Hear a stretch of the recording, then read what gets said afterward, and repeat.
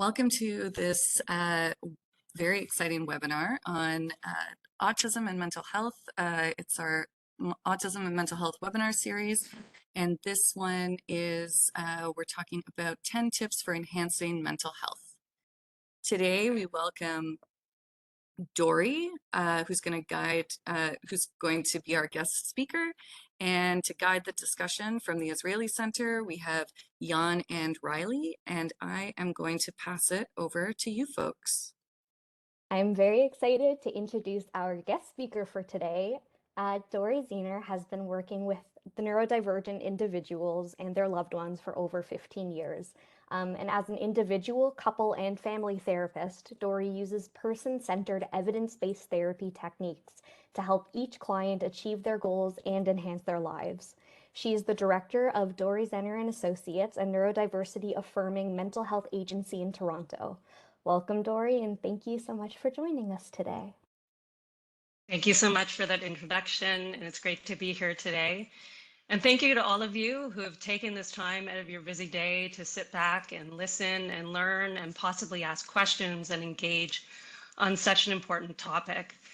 Yusuf, can you put up the slides? Thank you very much. So Yusuf is going to be my helper. He's going to be doing our slides, and we're doing 10 tips for enhancing mental health. One of my clients today said to me, how am I going to know which of the 10 am I supposed to do? Am I going to do like all of them? Am I supposed to do just some of them? So I guess what I wanted to give you today was some practical tips, things that didn't cost any money at all, just certain things, minor changes and tweaks that you can make in your own life that would help you feel better and have lasting change.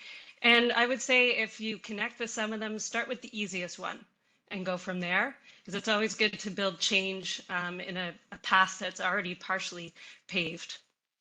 So why don't we start with number 1? The first tip is to establish routines.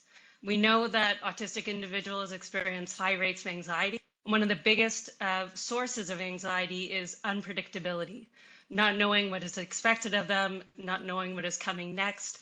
Routines provide some stability in their life, so they're not constantly having to make decisions and decide, what am I going to do today?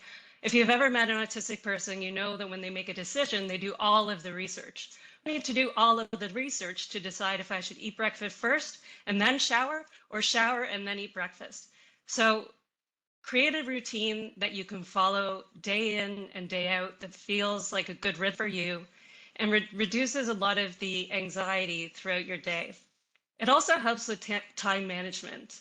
A lot of autistic people struggle to know how long activities take.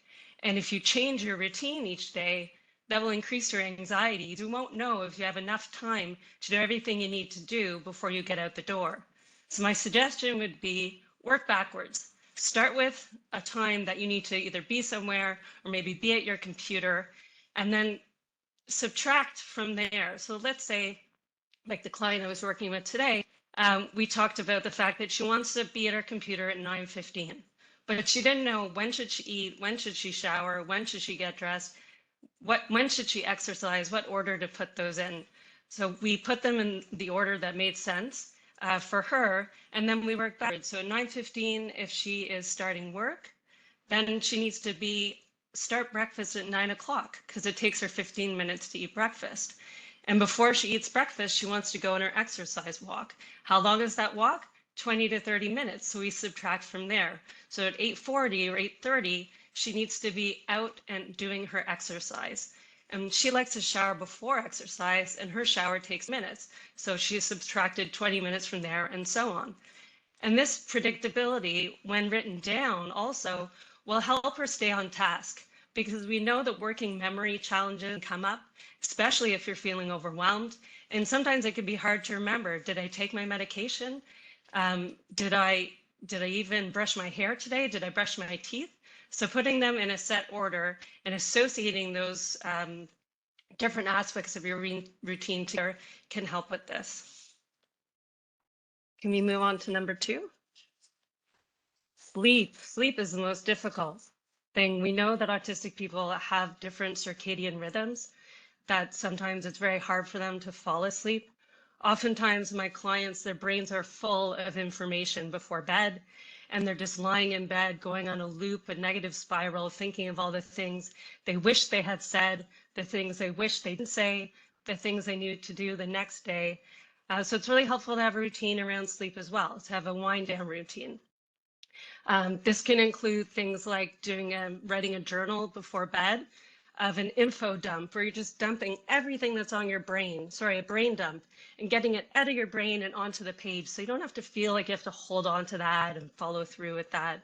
Or doing some stretches, trying to connect with your body and calm your body down and let your body know that it's time to relax. Because oftentimes autistic people are under so much stress that they're carrying so much tension in their bodies that they don't even realize. And when they go to lie down, their body is so tense that it's hard to rest. So find a schedule that works for you. As I mentioned, circadian rhythms can be very different for autistic people. So for instance, if you're someone who needs a lot of sleep and who tends to go to bed very late, like stay up till 3 in the morning and sleep, try to find a job that has flexible hours or a job where you can start a little bit later. Or if you're a student, try to only enroll in afternoon and evening classes. You want to create a life that fits with your biology. You don't want to try to get your biology into these conforms of everyday life. The other thing about sleep is that it's really helpful to have alerts to disconnect, because the autistic mind goes deep into what they're doing, whether it's a hobby, a talent, information, and it can be very easy for time to just disappear. So set an alert, maybe a half an hour before you want to go to bed, to remind you, okay, it's time to disconnect. And then 15 minutes again, because honestly, a lot of people are just going to ignore that first alert. And then even again, just to help prompt yourself to get into sleep, because sleep is so crucial for mental health. Sleep is when your brain repairs and recovers. And if you're not getting the sleep you need, then you're going to be irritable. You're going to be more, your emotions are going to be at the surface. You're going to feel very raw. So sleep is key to mental health. Yusuf? Number 3, I'm sure everyone has heard before, oh, just exercise, and you'll feel better. Okay, there's a lot of people who are not into exercise. There are some autistic people who are very, very talented when it comes to sports and athleticism, but others have motor planning issues. So throughout their life, trying to move has always been a challenge for them. And it's associated with very negative messages. So what I'm trying to say is you don't have to go to the gym. You don't have to go on the treadmill or lift weights. Just do something that feels good. Put on your favorite songs and dance in the room. Go for a walk with your dog and get some fresh air. Find a community sport program and something that you really enjoy and do it with other people. The more accountability you have in your schedule when it comes to exercise, the more likely you're going to follow through. So finding a program that fits with your needs is a great way to ensure that you'll be able to maintain an exercise schedule. And it is recommended, 3 to 5 times a week.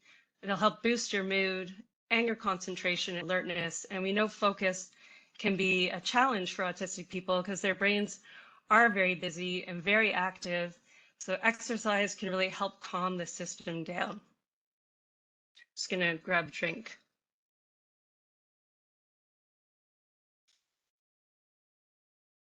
I would also say that even though I said you don't have to go to the gym and lift weights, I have found many clients who find lifting weights gives them deep sensory input. So it is very calming for their body to do leg work, even to do things like yoga or doing like a HIIT workout where you're using your using your own body to get to exercise and to move. All of those things can give important input to your body and help you feel more in the present and more alive. All right, number 4, please. Passions. Do what you love. This is probably one of the most important things. One gift that autistic people have that the neurotypical world lacks is the ability to really get into a flow state and just delve deeply into things that are of interest to them.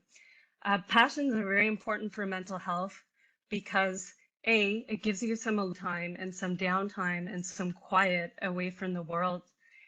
But B, it's like a safety zone because oftentimes, especially with the autistic girls and women that I work with, they have such a knowledge base about their passionate area. So when they go into their passion, it feels so familiar and safe, and it feels like that's in their control. And when the rest of the world feels out of control and you feel like you don't have a lot of agency, passions and what people call special interests, which is a bit pejorative, but interests can really bring a lot of meaning to one's life.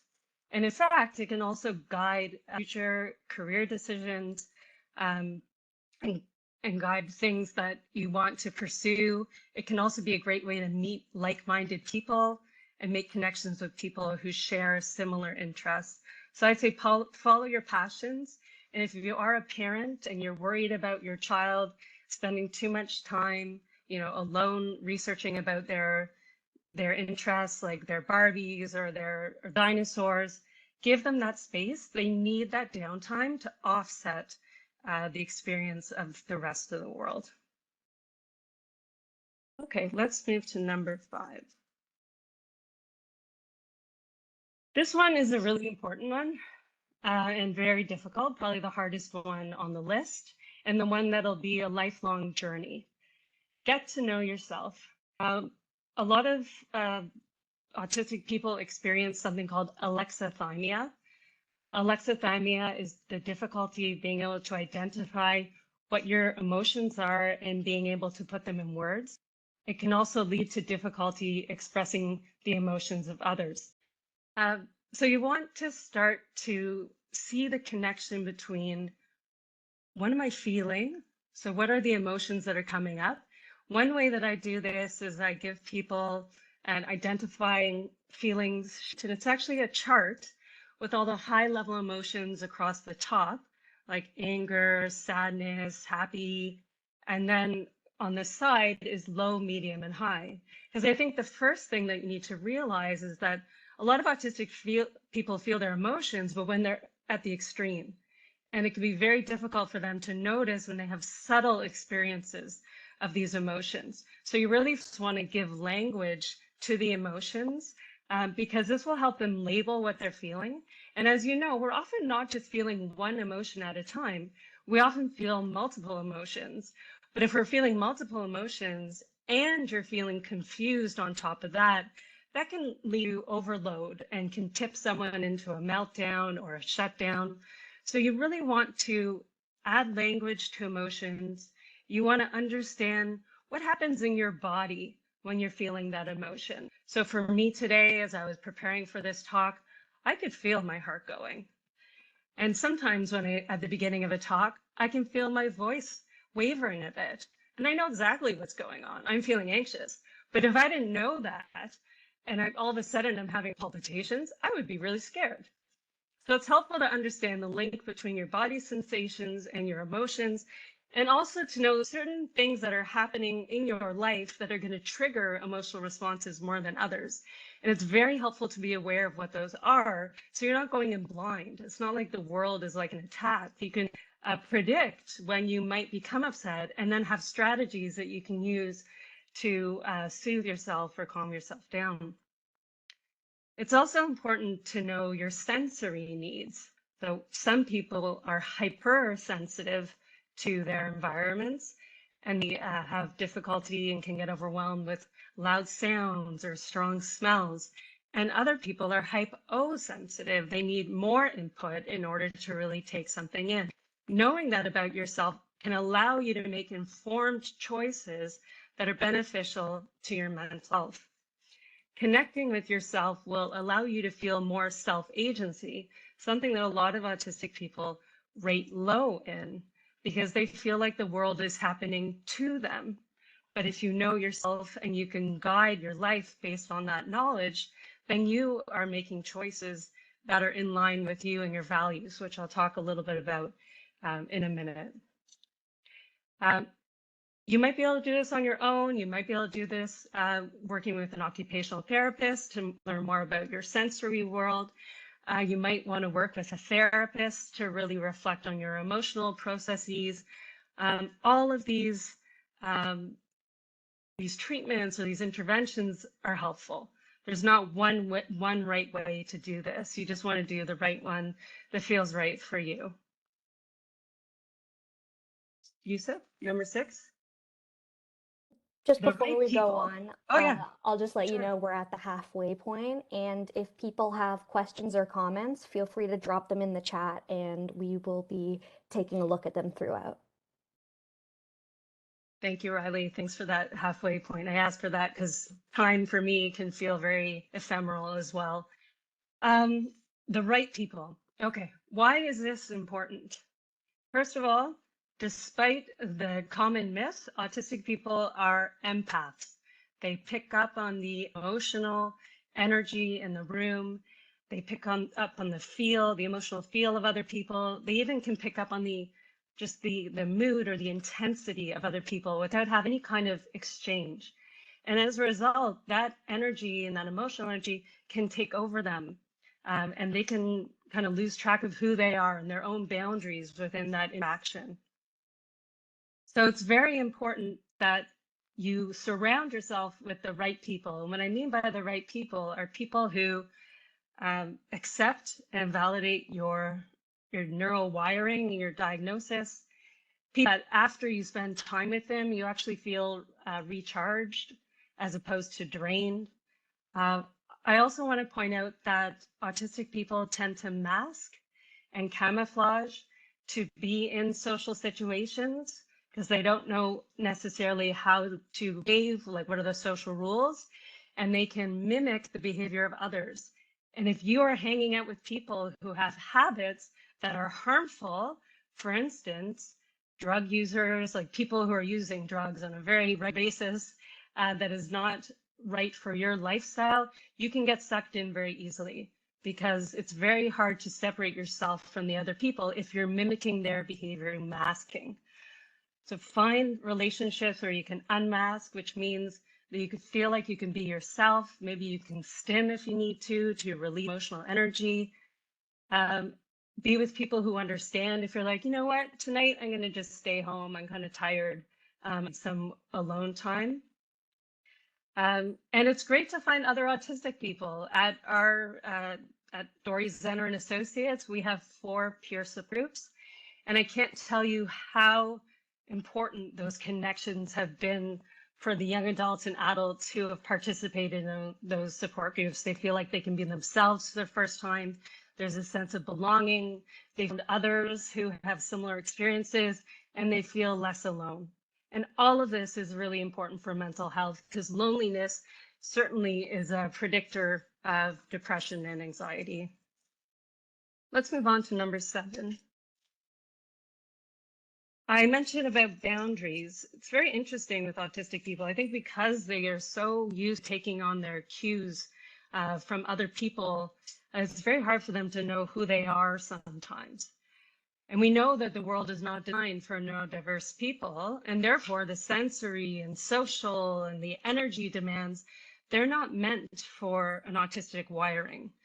So it's very difficult for you, a neurodiverse person, to set those boundaries yourself. To say, you know what, I know that my brother can go hang out with, 3 different people in a day, but I can do about one person once a week. And that's about it for me. Or making sure that in your workplace, if they've brought in hoteling, which means you don't really have a place that you can call your own, talk to them about how important it is that you get the same desk and the same spot every time and advocating for yourself. Boundaries are really being able to say, this is what I need for myself to feel okay. And this is what I need to ask from the world in order to make sure I get that. And again, if people aren't able to meet you halfway or to acknowledge that that's a reasonable expectation, then you might want to start to question some of those relationships, which can be really difficult.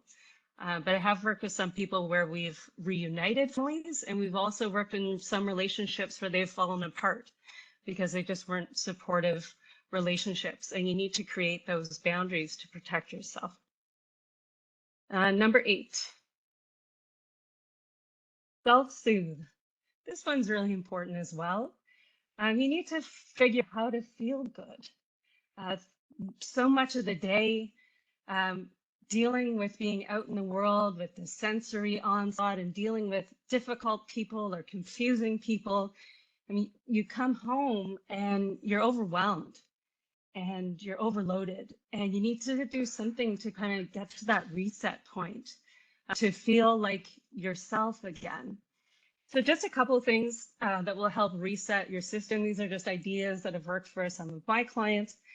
The first one goes back to what I said before around self-awareness.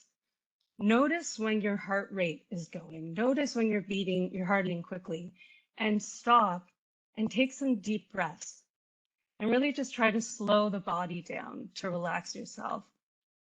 I find that baths for a lot of my clients are very, very soothing. And I don't mean like a 15-minute, 20-minute bath. I mean like a 2-hour bath where they're fully submerged and they're listening to music and they have nice aroma in the bathtub. All of this can help to dissolve some of the stress of the day. Meditation is very important. As Jan was saying, learning mindfulness meditation, learning how to relax, how to notice, how to calm down. Even sometimes a warm cup of tea can feel very soothing, or listening to your favorite artist.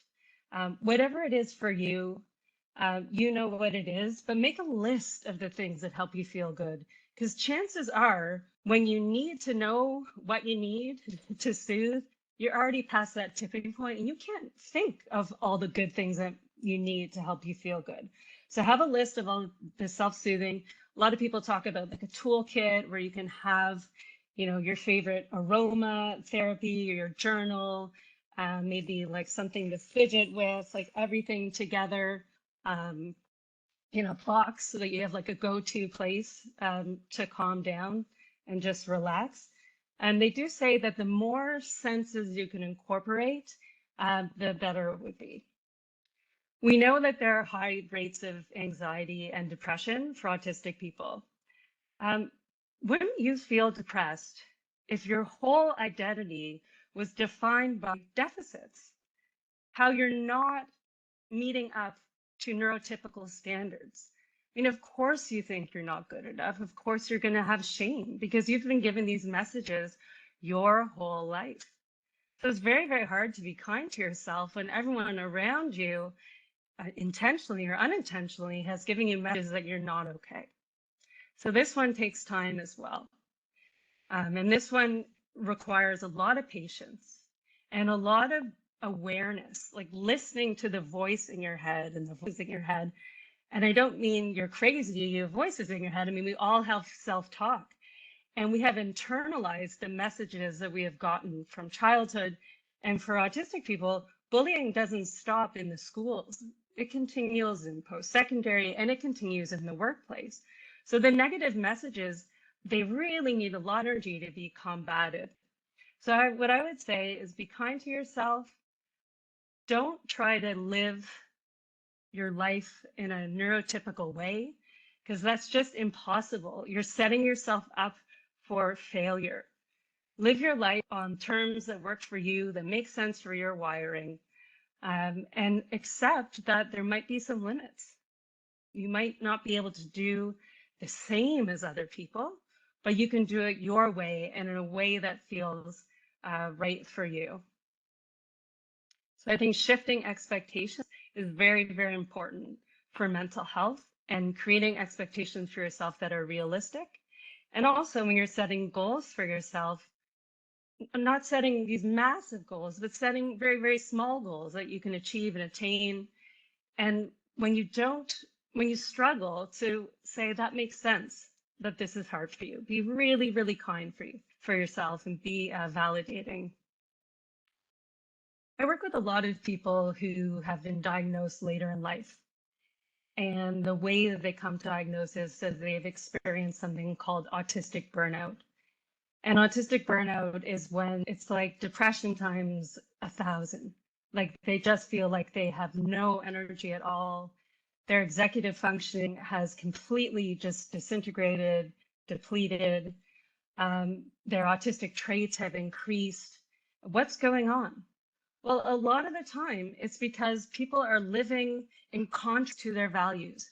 Autistic people are very principled people. They're highly ethical, they're highly moral individuals.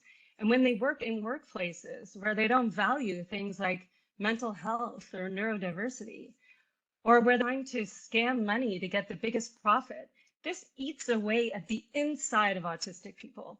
It makes them feel sick and hollow. So you really need to understand, what are your values?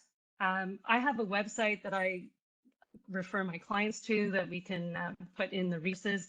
And it's really just where you go through a list of different values with their definitions, and you choose which ones are aligned with you.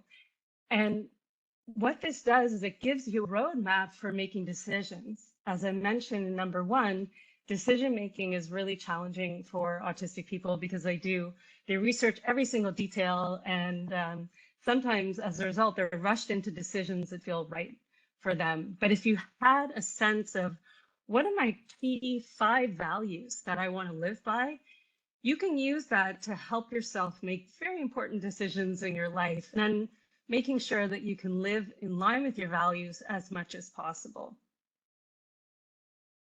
So I think that is it for the top 10. I hope that it's been useful and informative. While we wait for a couple of questions to come in, I actually had a question of my own. I was really curious to ask how and if you find that coping skills for autistic people have changed specifically over COVID, because obviously the situation, our world, has changed for everybody. Our needs have also changed, and also now, as we're moving back into the public and external worlds, workplaces, schools, we really need some of these coping skills. So I'm curious if you in your professional life have seen a change there. Thanks for that question. It's really interesting. I think a lot of people say that autistic people thrived over COVID because they got to be in their comfy place and then got to be more flexible with their work hours. I also saw, though, like a lot of difficulty that people encountered. Definitely our numbers went up when COVID was high. People were really struggling with the change in routines. I think that was the biggest difficulty, and then the isolation that came next. But I think some positive things that have come out of it are the virtual groups. So now people can get a lot more peer support from, regardless of where they are located. That's been good. And then for coping and returning to work, I would just say, for anything that you're planning on doing, like, do it gradually. Do not go from being at home 5 days a week to suddenly in office 5 days a week. That would be like an extreme shock to your system. So really try to, just day by day, if you have an employer who's understanding and flexible, really try to do, 2 days a week at first, after a few weeks, until you feel stability, then increasing for another day or so after that. And I think the other thing to remember is that everyone's a little rusty with their social skills now. So that kind of helps to level the playing field a little bit. So yeah, I hope that just adds a little bit to your question. There is one question that I saw, thoughts on technology and self-soothing. Now, Riley, you had asked about technology. So I was going to say that some people, they have like their favorite YouTubers and their video games, and they'll disappear into these worlds. And there is benefit to this. It's this sort of disconnection from pressures of reality and just having fun. But you have to have limits on that as well. So you need to make sure that this doesn't take over your whole life, and that if you're doing it too much, that what are you missing out on in terms of your responsibilities or other aspects of your life. But I also find that apps can be really helpful for self-soothing, like meditation apps that they have come out with in the last few years are really excellent. Or even just listening to a relaxing playlist can help with self-soothing.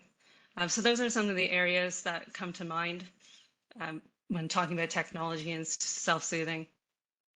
I think it's always about, what does it bring to you and what does it take away? So if it brings you joy, it brings you an opportunity of something to focus on. But if it's taking away too much of your life and you're not doing other things that you need to do, then it's an issue. Jan and Riley, was there anything from the presentation that really struck a chord for you, or that you wanted to reflect on or talk about? Riley, do you want to go first? Yeah, sure. One thought that I was really thinking about that was the most impactful thing in terms of my self-learning information. I think that what's really important is you were talking about coming up with these skills in advance so you don't find yourself lost in a, sensory or emotional emergency. Um, I, I was wondering if you could talk a bit more about how to come up with which of these tools are most important and impactful for you. If you're not actively in an emergency, how do you know which ones work best for you? Oh, that's a really interesting question. I think it's the things Sorry, you naturally I'm throwing gravitate. hardballs. Yeah, well, it's the things you naturally gravitate towards. So if you notice in your free time that you really like watching, I don't know, the ballet, or you really like watching something that makes you feel good, but that should be on your self-soothing list or on your coping list, because it's something that you naturally, there's something about it that makes you good. You really want to sort of tune into that and be a detective of yourself, watch your own habits, notice when you feel the most relaxed in the things that you're doing.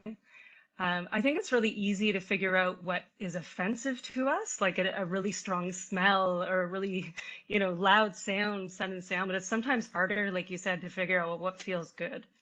So sometimes it's just a matter of experimenting. Another thing is if you have other friends or individuals, you could find out from them what they like, because, you can always learn from the people around us and talk to them too. And it's great to keep adding to that list and keep growing and experimenting. So if you try something and it doesn't work, okay, maybe that shouldn't be on your self-soothing list, but maybe if it was paired with something else, like two self-soothing activities together, like having a cup of tea and listening to music or watching your favorite show for, half an hour, maybe that'll have more power. I love that. Mixing and matching coping skills. Yeah. And to not necessarily think of them as coping skills, more just like lifestyle choices. Yeah, absolutely. And allowing yourself to relax. I think that's really one thing that's very hard for all people, but especially for autistic people who feel that they're not good at, that they constantly need to prove and accomplish and achieve. And to say, you know what, I'm just going to allow myself to do things for me this half hour, and that's okay. Or this afternoon, or whatever amount of time. Yeah, one thing that I've learned is, there's no winning at mental health. There's only healing. I like that. Jan, is there anything you wanted to add? Yeah, there's a few things that I found, like I thought like in section 8 where you mentioned the self-soothing, I thought that was so important, is to sort of know yourself and throughout your life, if you can, try different things, and maybe even again talking to someone who specializes in the area, because they may have recommendations, and that almost kind of bridges to having the right people as well, because I think that if you have access to a supportive community, you can always get good suggestions and recommendations as well. And everyone's going to have very individual needs and preferences for like what is going to be self-soothing. But I found that particularly like spot on, just in terms of an effective strategy. And then I also thought that your description of autistic burnout, that those sort of that cycle of working and trying to meet the sort of the daily sort of the daily challenges, or even just trying to fit into a neurotypical world, can be very, very draining. And I thought that your description was pretty, was pretty accurate there. I thought that was something that I think a lot of us should keep in mind as we're trying to reintegrate into the world after COVID-19, so. Yeah, absolutely. And to actually notice, like, what are some of the early signs of that, so that you're not waiting to be like completely depleted before you do something about it. So part of this goes back to what Riley said, which is to be proactive and to create a schedule for yourself where you're not taking on too much every day. So really thinking of how much do I want to do today? How much, or do I want to do each day? And I actually do this for myself. I just block it out in my calendar. And I don't schedule anything more than what is blocked off my calendar. And the reason why is because, like many of my clients, I'm a people pleaser. If anyone asks me, oh, can we meet with you? Can we talk about this? Yes, sure. Why not? No, absolutely not. No, I mean, we need to set boundaries and protect ourselves first and foremost. And we can't always rely on others for that. It's something that we need to do. Know set that line. Great. Yeah, no, I think these are such important points to discuss, and I think it kind of applies sort of universally to self-care is so important. There was a really good question in the chat that I found. It says, how to support a loved one who has been diagnosed ASD but does not accept the diagnosis? This happens quite a bit, and I have to say that commonly this is in the teenage years. So what I've noticed is children up to the age of about 12 will accept the diagnosis. In fact, they probably know like 3 kids at school who also have the same diagnosis, and it's something that's okay. But I'd say between the ages of sort of 12 and 21, you know, those adolescent years where you're trying to really figure out who you are and formulate your identity, that's when it's highly rejected. And in fact, it's seen as something that is a huge insult, incredibly shameful, and just something that they don't want to associate with at all. So I think the first thing is follow the child's lead or the individual's lead if they're not a child. There's no benefit in trying to force a label onto a person. None at all. It will just create more distance between the person and that label. Instead, focus on what are the aspects of that individual that might need support, and try to help that individual with that support directly or help them get support with that. Other families, sometimes, like I'm working with a parents, a 13-year-old girl, and she loves TikTok, and they have added all these TikTok influencers who are autistic into her TikTok feed so that she can't avoid it. And she doesn't say anything about it, looks at them. So she's open to seeing it, but not open to talking about it, because sometimes talking about it can be really hard. And let's keep in mind that the reason why people reject their diagnosis is because of this stigma and lack of understanding around what autism is.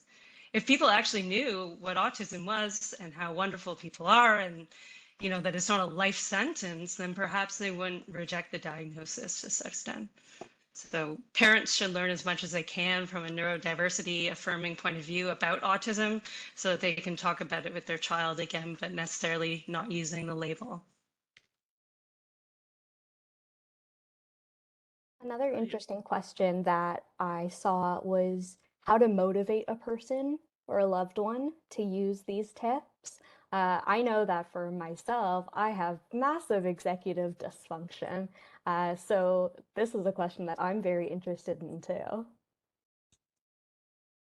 Well, as I said, the first thing is to find the easiest thing on the list. So the thing that the person is already doing a bit of on their own will be the easiest one to help support them with. I do think that routines are the best way to introduce something new, because we all know how hard it is to initiate tasks, right? So pairing the task with an existing task and trying to do it every single day. They say it takes 6 weeks to develop a habit, right? And then it is something that you will be able to do over time. But Riley, can I put you on the spot for a second and ask you, is there one in particular that you would want some help with? Because maybe we can use it as an example. Yeah, absolutely. I Okay. would love to exercise more, but Okay. I find that very difficult. So what are the obstacles that are getting in the way for you to exercise? For me, I just can't get out of bed. I keep telling myself it's time to stand up, it's time to stand up, it's time to start do the work, but I can't do it. I'm just lying there. You want to exercise in the morning. You've identified that as the best time for you, Hmm. but you can't get out of bed. Yeah, On the days that you don't have to exercise or want to exercise, can you get out of bed? it's definitely easier. Okay. I also know there's something called autistic inertia, which we didn't Hmm. discuss today, and that's when someone actually physically cannot move their body in the way that they would like to. So things that help with stuff like that is to play music, because the music is starting to stimulate the brain. What I do with my exercise is I pick out all my exercise clothes the night before, and I put them right beside the bed. So when I wake up, it's the first thing I see. Making some kind of accountability with another person to say, I'm going to do X today. I'm going to go for a walk today, and maybe call them while you're going on that walk, or just checking in with that person later so that they help you stay accountable. Because having that external prompt can help. Making sure you're setting alerts or alarms to do so, and remind yourself of, why do you want to exercise? I mean, what's your motivation to exercise? Honestly, I think it's because we're told that we need to. We're told that it's going to make us. I see a lot of people writing stuff Hmm. down and nodding. Okay. We're all best friends. But listen, Riley, what you just said is so, so, so important, because, you know, the subset of autism, which we don't have in Canada, but they have in the UK, called PDA, pathological demand avoidance. So when it's coming from someone else, Mm. it's like, I'm supposed to do this. What you need is more of an internal drive of why you want to do this. So it might help to think of your future self, not your current self that's lying in bed, that's feeling like a crap and just wants to go back to sleep, but how your future self will feel after you do that workout that day. And don't care, like, don't even think about what everybody else is saying about why you should work out. That's just going to cause you potentially be oppositional to your own self, your own goal. Yeah. That's absolutely correct. And something that, I mean, we're already getting personal here. I've already And told thank you for everybody doing what's that, going on in Riley. my life. My mom is my caregiver, and I call her my external frontal lobe because that's the part that's responsible for executive function. So when she comes into my room and says it's time to get out of bed, it's time to do the work, the stuff that I have to do, not just the stuff that I have trouble doing and want to do. I think that that's really important, and that's a tool that I really like. But uh, this is very interesting, and I have a lot of stuff to think about for myself. Yes, for sure. Um, I mean, another thing to think about is just external reward, right? yeah, So, like, to be really super proud of yourself. Like, if you work out that day, then reward yourself. Why yeah, not? You know, you earned it. yeah, absolutely. I think that that's a fantastic place to end it if everybody's all right with that. I mean, I would love to keep going forever, but we don't have the time for it, unfortunately. I just want to thank everyone for joining us today, and also thank you so much, Dori Zener, for joining us as our guest.